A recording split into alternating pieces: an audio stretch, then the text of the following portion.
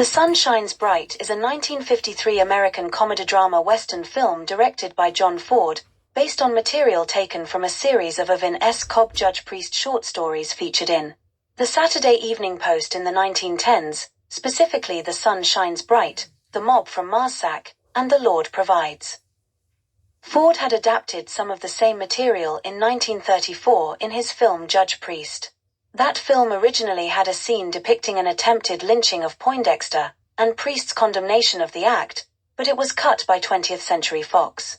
The omission was one of the reasons Ford loosely reshaped the Cobb stories 2 decades later as The Sun Shines Bright for Republic Pictures, this time including Judge Priest's defusing of the mob determined to lynch a young black character named Woodford. In both films, Stephen Fetchit plays the part of Judge Priest's assistant, Poindexter. Ford often cited The Sun Shines Bright as his favorite among all his films, and in later years, it was championed by critics such as Jonathan Rosenbaum, and Dave Kerr, who called it a masterpiece. In post-Reconstruction United States, Black Sheep Ashby Corwin returns to his native Kentucky on a steamboat.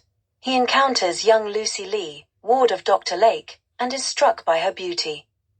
In court, Judge Billy Priest, who is a candidate for re-election to his post, adjudicates a number of cases, including finding a job for Uncle Ples Woodford's idle nephew, U.S. Grant Woodford. Ashby learns that while old General Fairfield is said to be the grandfather of Lucy, he denies it.